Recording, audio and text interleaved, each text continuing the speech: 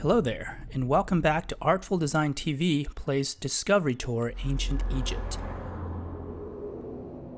Today, we are going to take a day trip to go see the pyramids at Giza.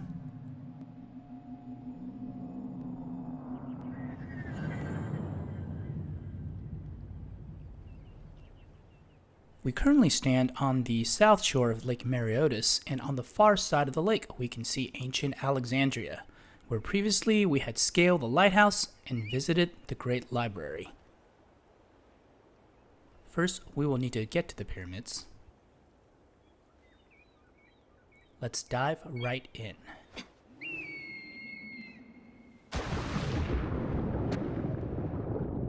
Yeah, we could do like a fast travel, but it's actually more fun just to take a scenic route, which I guess includes swimming first.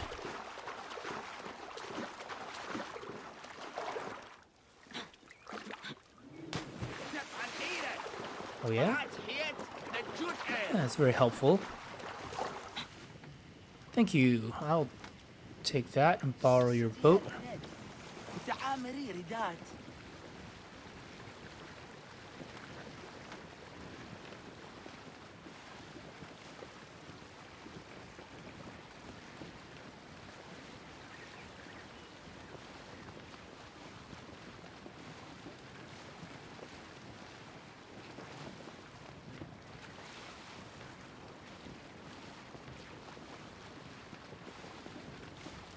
Huh. Right, I guess this is good. I'm just gonna swim on over to shore here.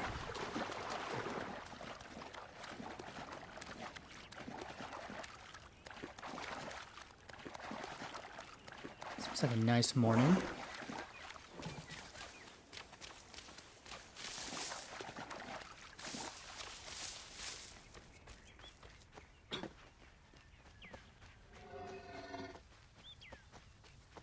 Oh, very nice.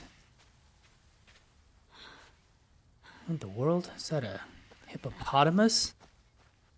Wow.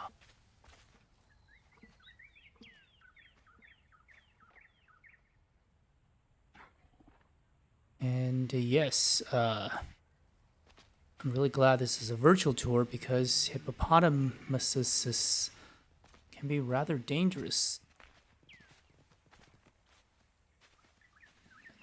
They're lovely animals. This one seems rather nice. Hey, there's a cat. 2 cats. Oh, wow. It's like a safari over here. Very cool. Well, have a good day, all of y'all. I'm going to go on to the pyramids. In fact, what I'm going to do here is I'm going to open the map.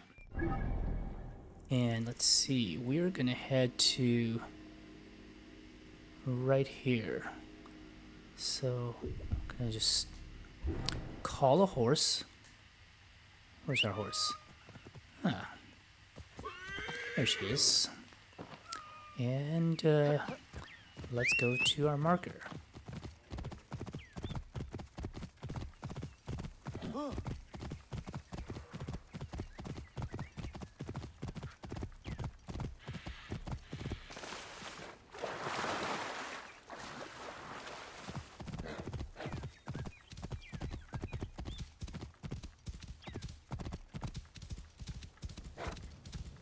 So this virtual tourism is kind of like physical tourism, where you get up and you're like, today we're going to go see the pyramids, and I don't know, you maybe get on a tour bus, and you got to spend some time just getting there, which is equivalent to this part, I suppose. And on the way there, I like looking at things. Here we got sand dunes to our right, and I think that's part of the Nile River on our left. And indeed, Giza is on the west bank of the Nile, so that could be the Nile River.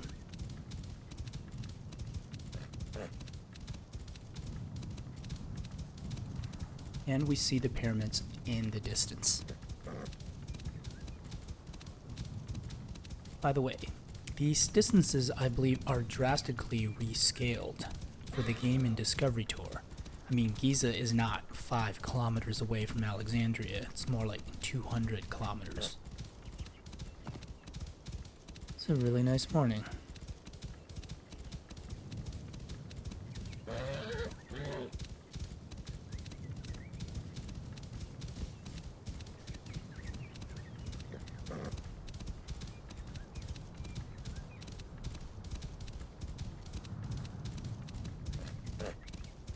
Yeah, Alex was saying this is like getting on a bus and with, you know, your fellow tourists, and you can go check out the pyramids. Except, I guess one advantage here is we don't have to deal with like mountains of tourists. We're kind of the only one. And I just love how this open world, you know, this is just one continuous open world, rescaled as it may be. I mean, we could see the same pyramids when we were scaling the Lighthouse of Alexandria.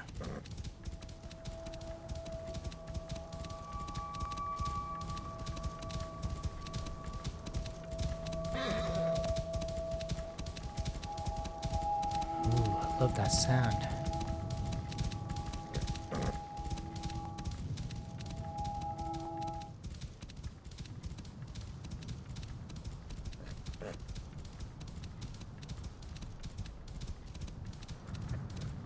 Yeah, this has been a very nice morning horse ride.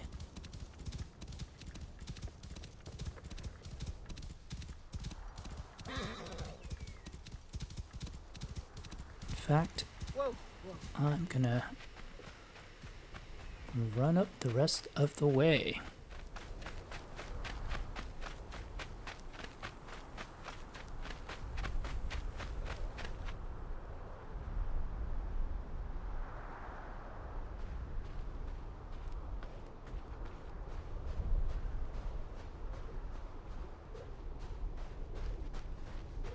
Looks like I'm really walking with a purpose here. Here we are. The secrets of the Great Pyramid. Welcome to Secrets of the Great Pyramid.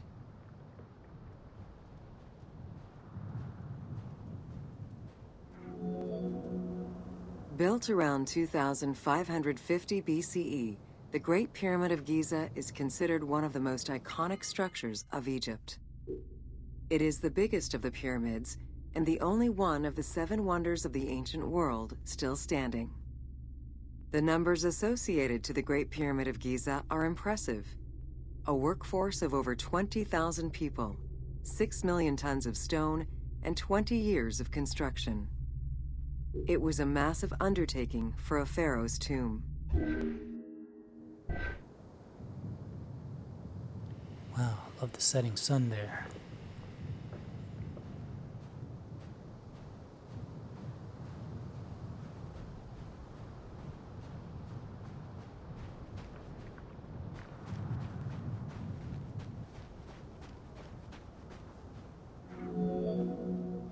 The construction of the Great Pyramid was also a display of power and opulence on the part of Khufu. It is part of the pharaoh's vast funerary complex, which also includes 2 temples, 3 satellite pyramids, a causeway, and a builder's necropolis. We can guess that the intent behind the construction of these monuments was Khufu's way of declaring himself one of the most powerful pharaohs to rule a unified Egypt.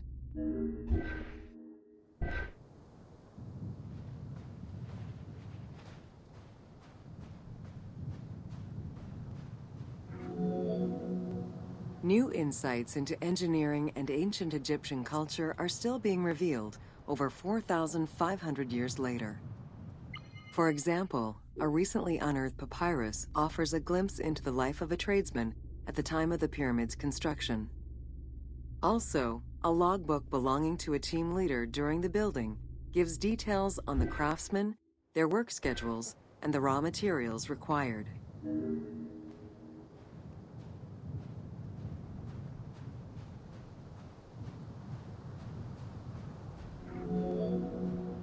It is interesting to note that by Cleopatra's time, the pyramid's celestial purpose, its construction, and the function of its mysterious inner chambers was already unclear.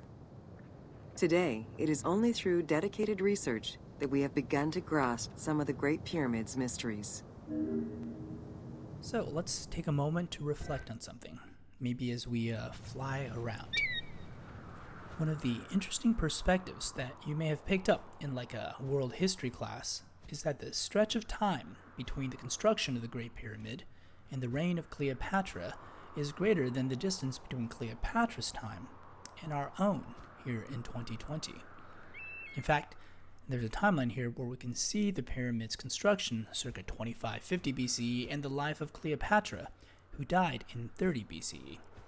And by the way, that was a pivotal time in history. A year earlier, in 31 BCE, was the decisive Battle of Actium, a naval conflict where the forces of Cleopatra and Marcus Antony were once and for all defeated by the armies of Octavian Caesar, and with no small thanks to his extremely capable general Agrippa. This battle was decisive in that it left Octavian victorious and in effect in complete control of the Mediterranean from Rome to Alexandria, and he would go on to found the Roman Empire as we know it and to reign over it as its first emperor, Augustus. Indeed, it was a pivotal period in world history. And as ancient as those events and as Cleopatra may seem to us today, from the perspective of Cleopatra's time, the Great Pyramid was more ancient. And it is possible and somewhat counterintuitive that we know more about the Great Pyramid today than people in Cleopatra's time, thanks to the work of archaeologists and Egyptologists. Anyway, thanks for indulging in that bit of historical perspective. Onward. The Egyptians had polished their design for centuries by the time work on the Great Pyramid began.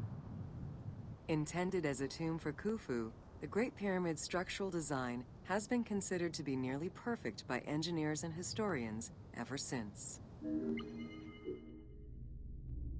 And I guess that's an ivory statuette of Khufu.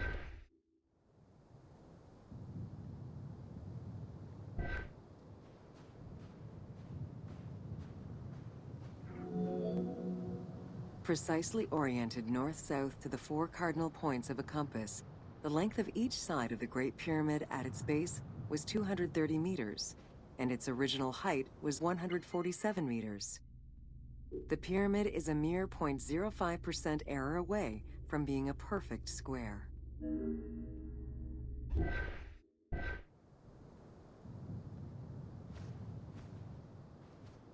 It's impressive.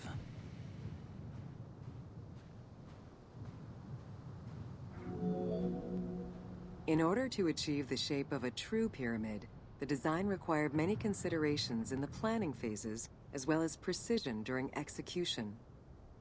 It was especially critical that they control the angle of inclination on all sides at every stage of construction.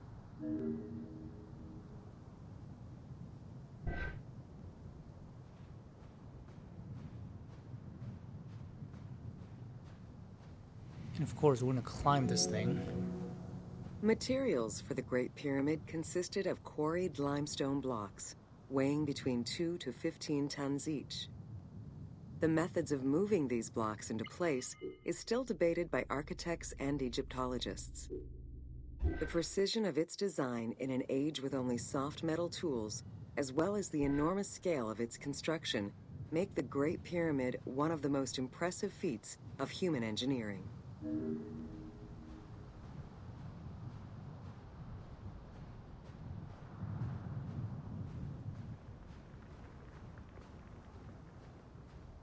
Check out those camels in the distance. I mean, I think this is really most the reason why I play this. It's just flippin' beautiful.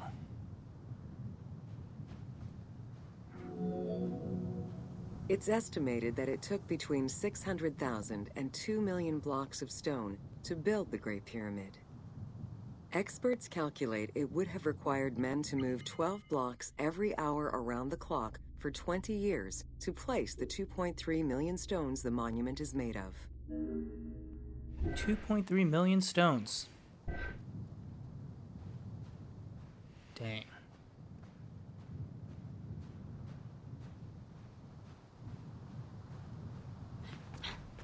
And yeah, after we get done with this and maybe one more or two more tours, we're gonna definitely scale to the very top of this thing, and we're gonna slide down, because that seems like a lot of fun. While the interior chambers were built with red granite from Aswan, most of the pyramid was made from local limestone, weighing between 2 to 15 tons per block. There is debate on how the pyramid stones were moved into place. Recent research is exploring the idea that it was built around a large interior ramp.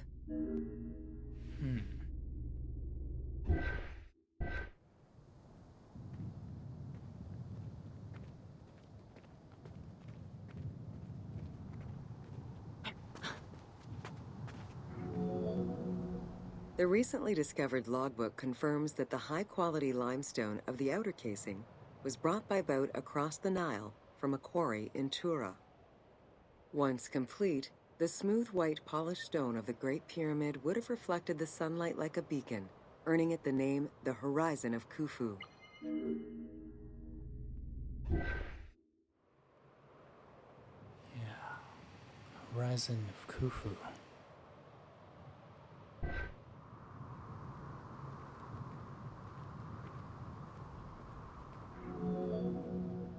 Over the centuries, thieves and travelers attempted to access the Great Pyramid numerous times. Ancient writings describe details of its interior, proof that some made their way within, though who gained entrance first and when is unknown. And that is a marble bust of Herodotus. I believe Cicero that first called him the father of history.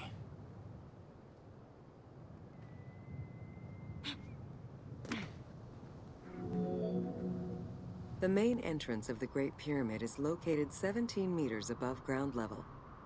It faces north, likely in order to align with the North Star. Though the entrance passageway had been discovered in antiquity, any further access into the Great Pyramid was stopped by massive vertical slabs of rock. As such, present-day visitors to the pyramid must use the robber's entrance. So I guess that's the main entrance.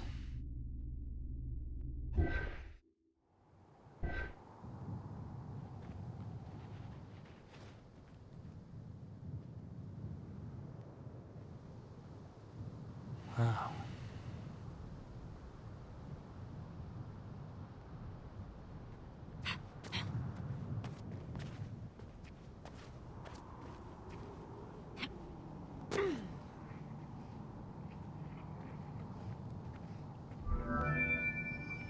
The robber's entrance is reported to have been opened in the 9th century by Caliph al-Mamun. In search of treasure, the Caliph had his men dig their way inside the Great Pyramid. The most likely scenario is that they enlarged a corridor which had been created by tomb robbers during antiquity. As such, this is how the team can justify access to this wonder.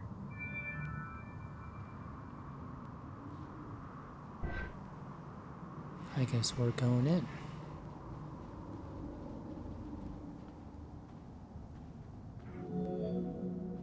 Attempts to gain entry to the Great Pyramid and uncover its potential secrets continued throughout the centuries. In the 19th century, the belief that another entry existed at the south side resulted in a hole being blasted into the pyramid's side, with no results for the damage that was done.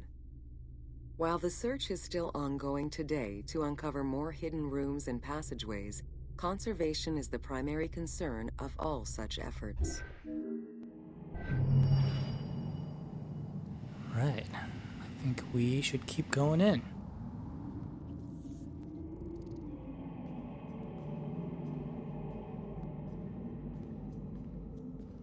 It's a little dark.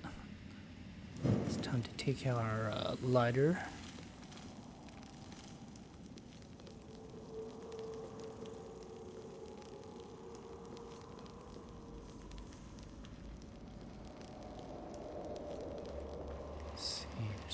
There, and there's a little passage. We'll come back to that one.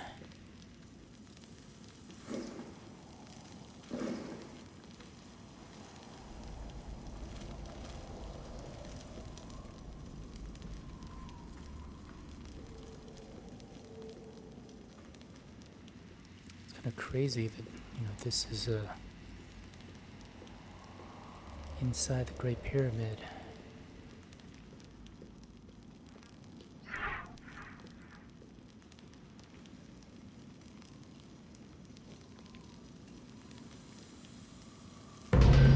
Welcome to the Great Pyramid, Subterranean Chamber.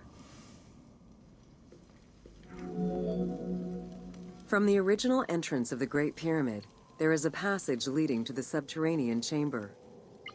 Its walls were carved out of the existing rock of the plateau and then covered in a fine, unmarked limestone. The descending passage has a steep 26-degree downward slope. Narrow and with a low ceiling, this pathway is long and challenging.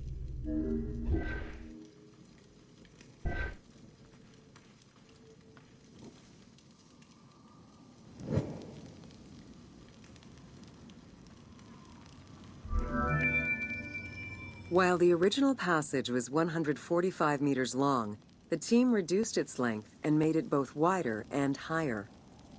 The main focus of the work in reproducing the location was centered upon preserving the unique claustrophobic environment of the Great Pyramid, while still allowing for a smooth game navigation.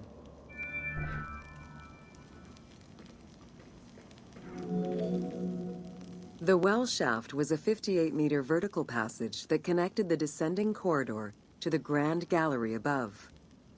An adjacent grotto may have originally been a small natural well in the bedrock that was enlarged during the tunneling. Whether the grotto was intended for another purpose is uncertain.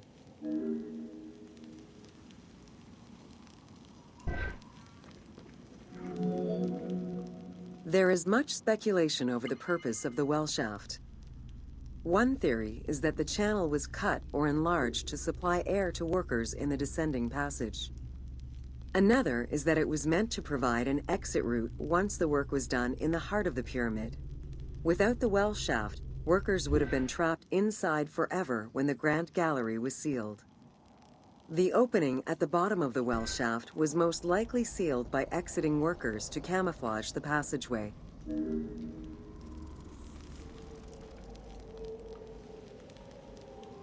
Also something that does not sound any fun at all, with the 20,000 poor workers who had to build this thing.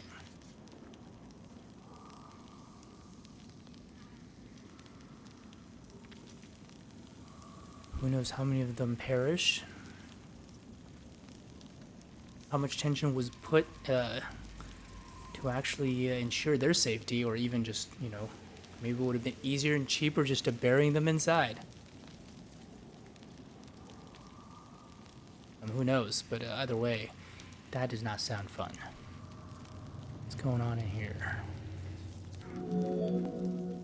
There is a subterranean chamber at the end of the descending corridor, 30 meters below the Giza Plateau surface.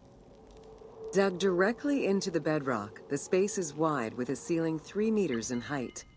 Its floors and walls are rough and uneven, indicating that it was never completed. At the south end of the room, there is another narrow corridor, similar to the others, though it abruptly ends after roughly 20 meters.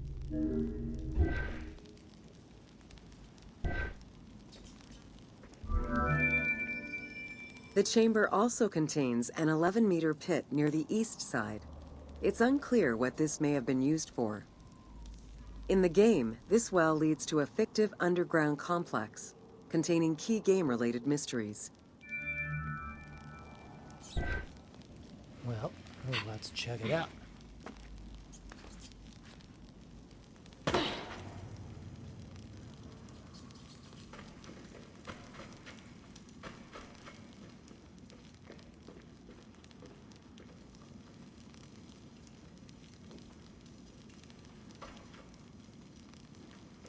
Guess I'm not supposed to go in there.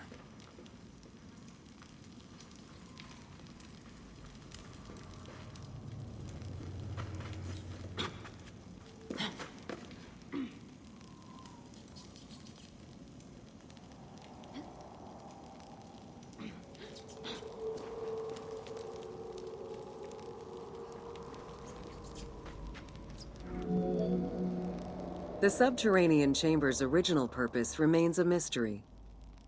One popular theory is that it was originally meant to be Khufu's burial chamber, but the pharaoh changed his mind, preferring to be buried higher up in the pyramid, which would explain the chamber's unfinished state.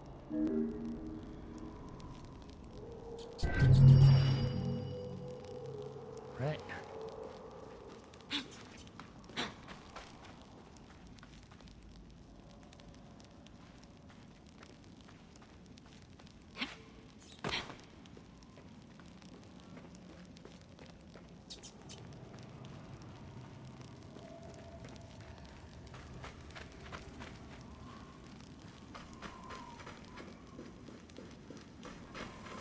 Pretty cool.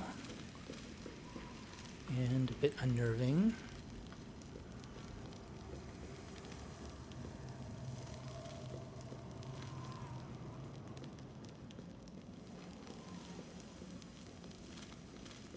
Feels a bit claustrophobic.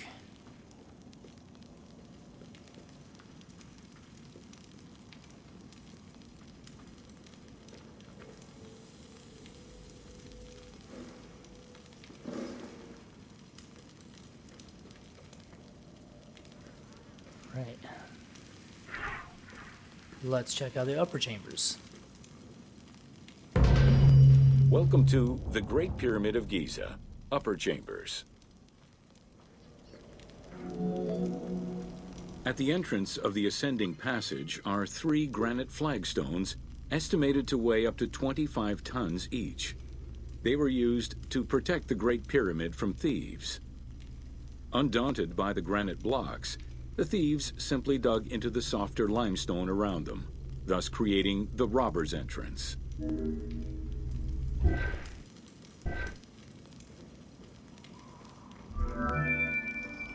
While in reality the robber's entrance is one single cavity which leads to both passages, in the game, the team created individual accesses to either passage. As such, in the game, one entrance leads to the ascending passage, while another leads to the descending passage.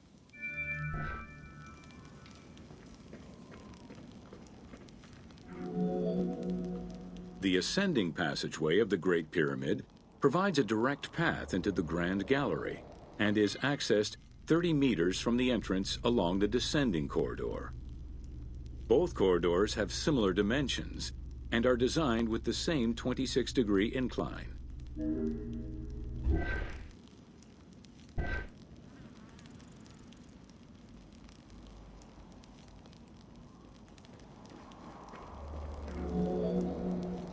The ascending corridor has smooth masonry on its walls, and the layout includes many trapezoidal stones. Both the floor and ceiling of the passageway indicate that the passage was enlarged, possibly during or after the funeral, to allow workers room to move granite blocks meant to plug the corridor.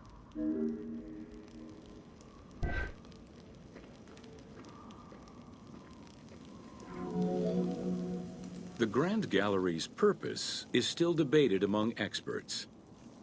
It may have been intended to align with the stars, act as a buffer to protect the king's chamber, or simply to facilitate the transport of the granite blocks used inside the pyramid.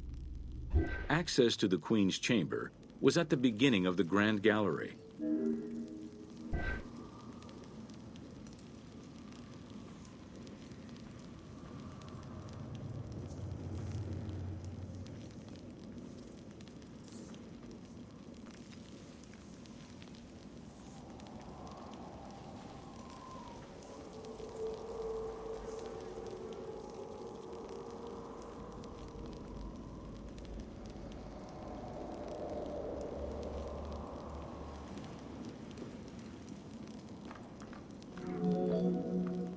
Though this room is referred to as the Queen's Chamber, it is believed that there was no queen buried here. Based on their knowledge of earlier pyramids, Egyptologists believe it was more likely intended as the king's serdab, a chamber meant to contain the Ka statue, which would in turn house the king's spirit.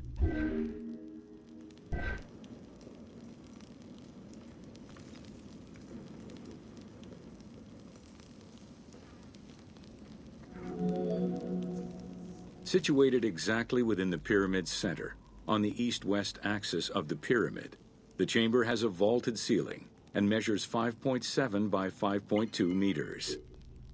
In the eastern wall, there is a niche tucked away in a small corbelled archway, which may have originally held the Ka statue. Behind this niche is another smaller hole, possibly dug out by thieves in search of further treasure.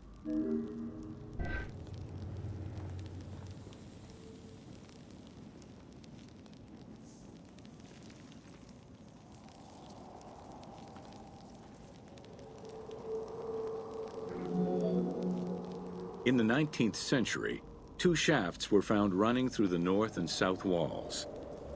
They each run in a horizontal line for 2 meters before sloping upward, and both are closed off with limestone blocks fitted with copper handles. Whether they were intended as ventilation shafts for workers or a celestial connection for the pharaoh's spirit is unconfirmed.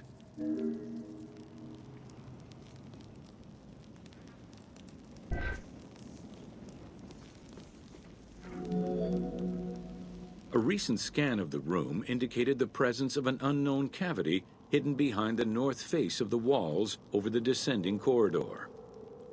Further investigation is still ongoing to ascertain the nature of the anomaly, so as to avoid risking damage to the monument.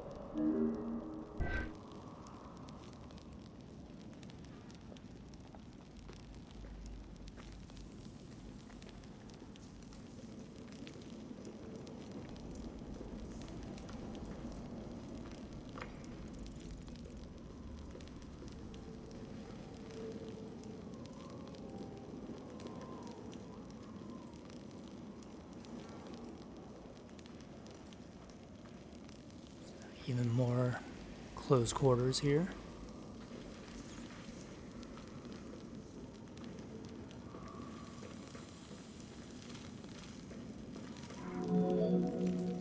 Khufu's architects were possibly influenced by earlier rhomboidal pyramids when designing the gallery.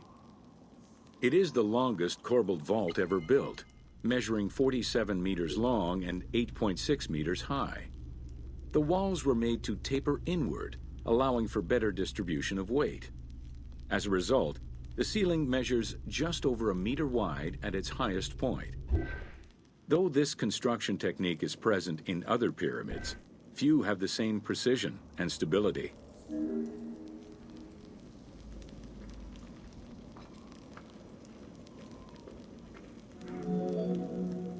While the space is visually dramatic, the gallery seemed to serve a practical function, though what exactly remains uncertain. Still, the wall design was undoubtedly meant to contribute to the stability of the structure, and its floor may have helped workers move the materials. A channel runs along the middle of the room. A movable floor originally rested in this central recess. The raised benches on either side are equipped with slots that may have been used to help position the granite blocking stones.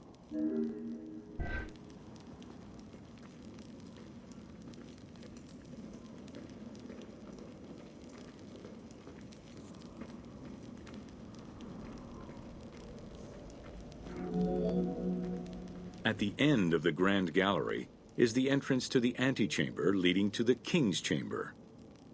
Directly above, there is another narrower horizontal passage that connects to the top of the King's Chamber and allowed the workers access to the weight relief rooms.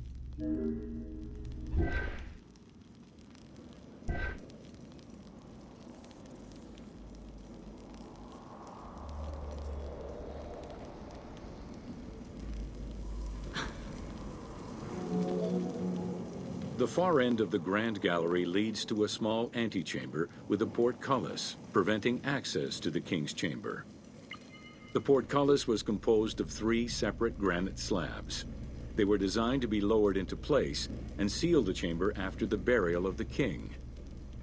The grooves dug out to hold the slabs in place are still clearly visible to this day. The elaborate locking system was composed of a series of grooves for the ropes and pulleys that dropped the stones into place like the notches on a key.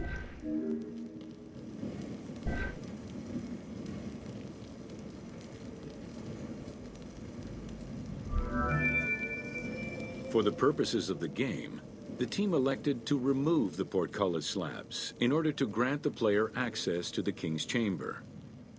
In reality, workers would have backed out of the room after the funeral, lowering each slab into place behind them one at a time. Each of the 3 stones were smashed by looters centuries later, and evidence of their break-in is still evident.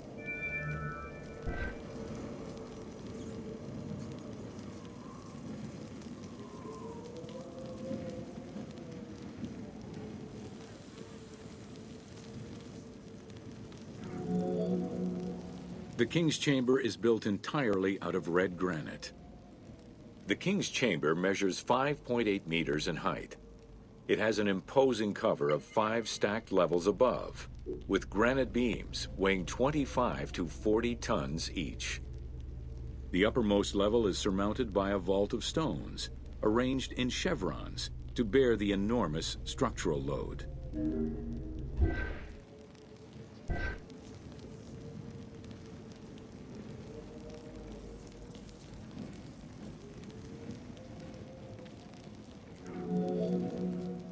As in the Queen's Chamber, 2 shafts extend out from the room towards the north and south faces of the pyramid.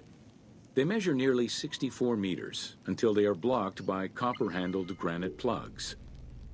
Some experts in the culture of the Old Kingdom believe that the shafts were thought to lead the king's soul to the stars, with the incarnation of the pharaoh as the god Ra, represented by the northern well, and the god Horus by the southern well.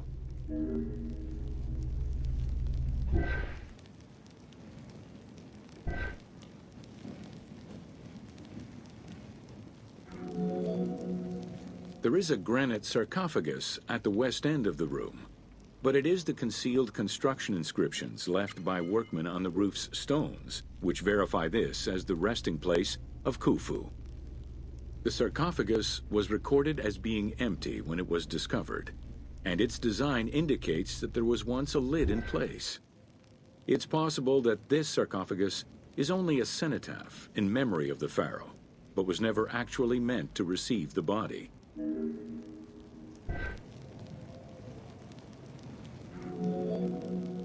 Khufu's mummy was never found. It is hoped that as of yet undiscovered hidden rooms and shafts of the pyramid may provide an answer as to its location.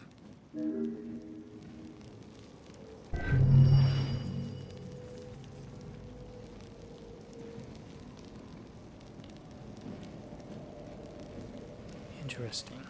We're pretty deep in the Great Pyramid now.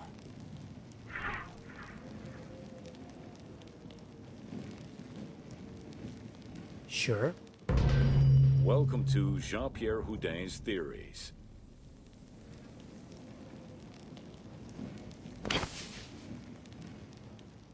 Whoa.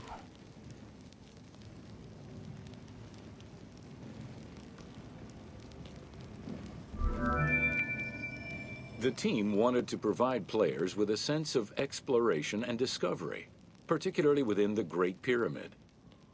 As such, a decision was made that the internal design of the monument in the game would reflect Jean-Pierre Houdin's theories. While the antechambers of the King's Tomb have yet to be discovered, Houdin posits that this is merely due to a unique design, placing the pharaoh's tomb at the center of the pyramid. The entire tour you are about to take was designed along Houdin's hypotheses.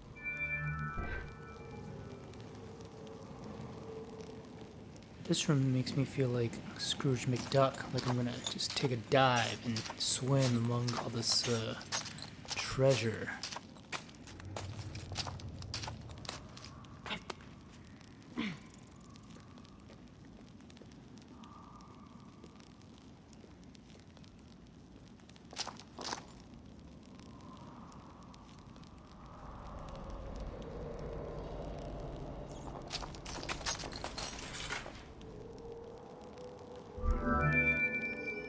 While respecting Houdin's hypothesis as to the general layout of the antechambers, the team wanted the contents to enhance the game experience.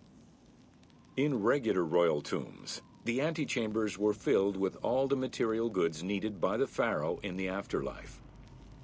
To support the feelings of discovery and awe, the art team created a unique and fantastical treasure in this second antechamber.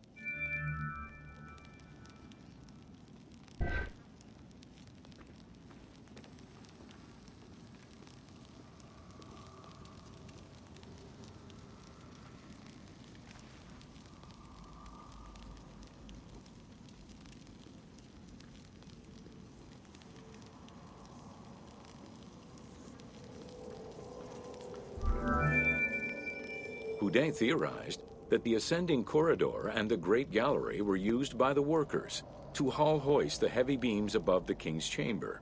He called it the service circuit. The corridor you are in now was created by the team following Houdin's theory and is referred to as the noble circuit. It is through this corridor that the wooden sarcophagus containing the pharaoh's mummy would have been transported to its final resting chamber.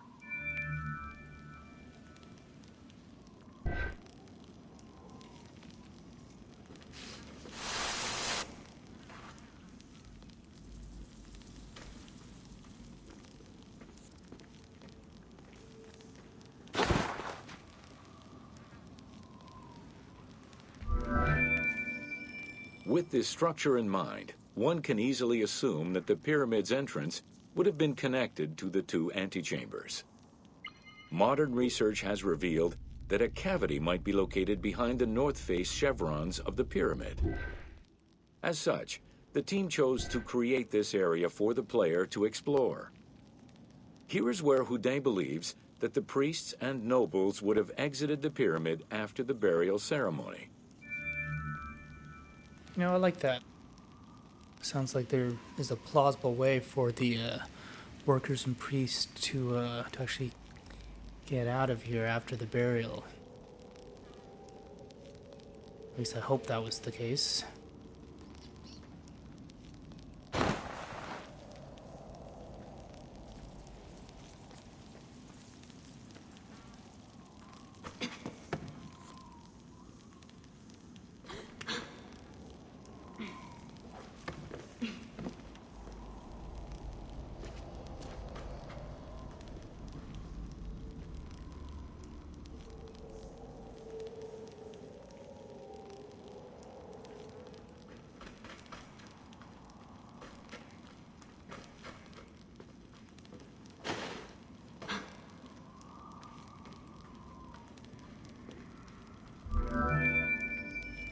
Many theories regarding the construction of the Great Pyramid rely on the usage of external ramps. However, Houdin believes an external ramp would have been too steep for the upper portion of the pyramid. This is why he posits that there were two ramps. An external ramp for about half of the height of the pyramid, which then became an internal ramp for the second half. That sounds pretty clever. Interesting theory.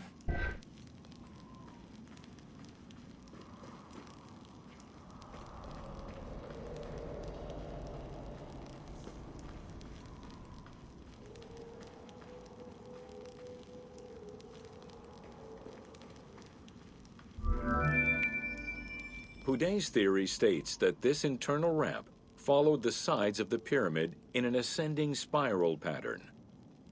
A notch discovered in the edge of the Great Pyramid, known as Bob's Room, seems to support this theory. Located at the corners of each edge of the pyramid, these large rooms would have allowed workers to turn the stone by 90 degrees, allowing them to continue the ascent. The team chose to create rooms such as this one, bringing Houdin's hypothesis to life.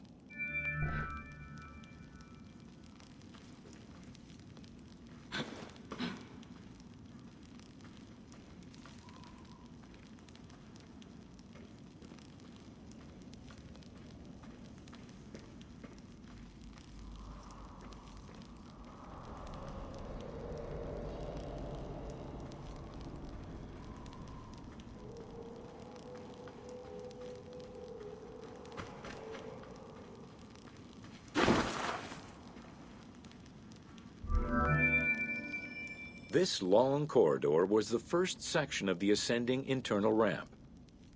Through it, the blocks used to build the Great Pyramid would have been carefully moved upward and then turned at each edge of the pyramid in order to continue their ascent. Though the team only created the main ramp for the game, Houdin posits that this ramp had 2 levels, allowing workers to return safely to the bottom thanks to an additional corbelled upper section.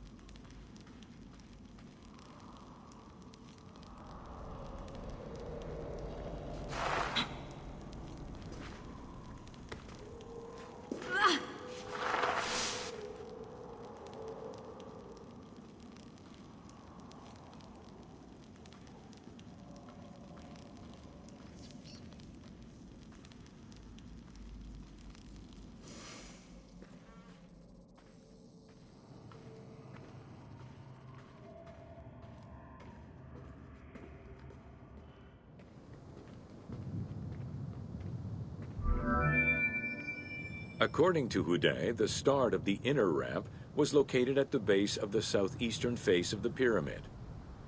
This location would have been the junction point of the external and internal ramps. Below us, workers would have built the lower part of the pyramid with the external ramp before eventually switching to the internal ramp for the middle and upper sections of the pyramid.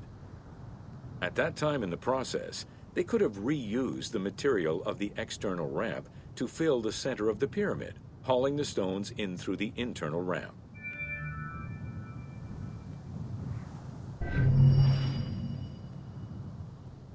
Well, all I can say is Houdin.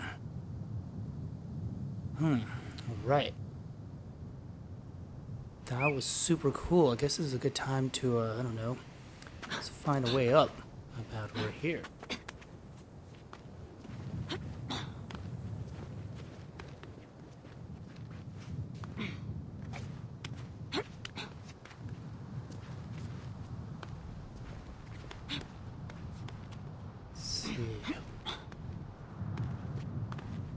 Oh yeah.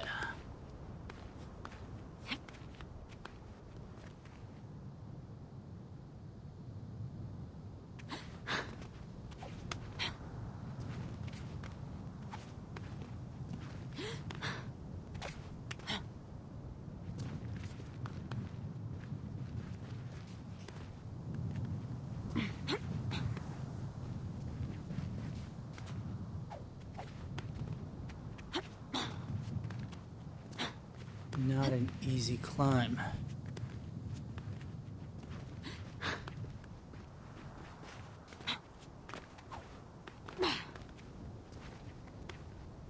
We're doing it.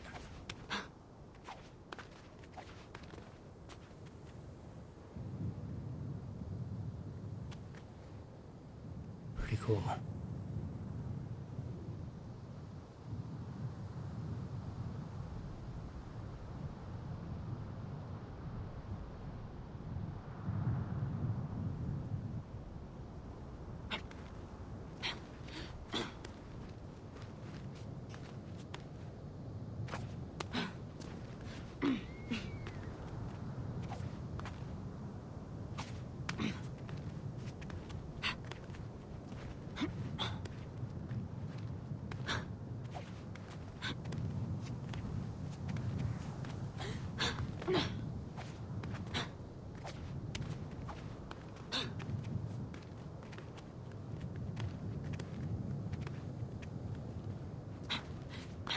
Yeah, and I thought the Lighthouse of Alexandria was a scale.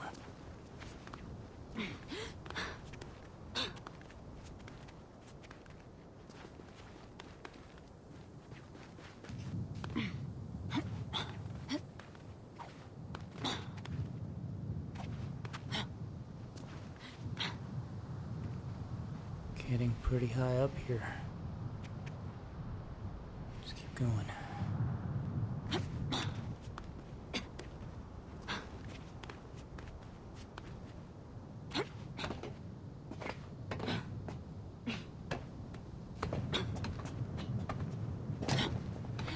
Here we are.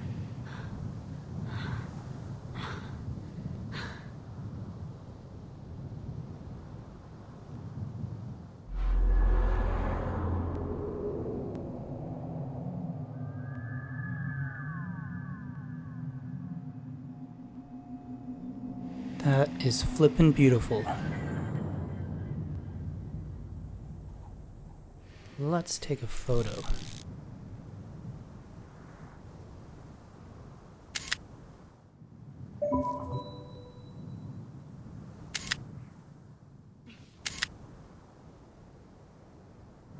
Let's see, I think it's time to take a slide down here.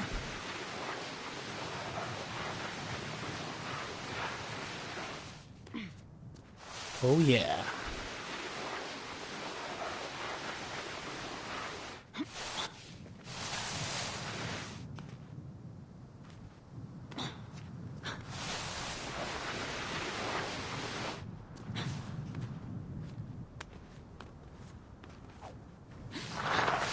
Rock on. Pretty badass. This is Artful Design TV playing Discovery Tour Ancient Egypt. See you next time.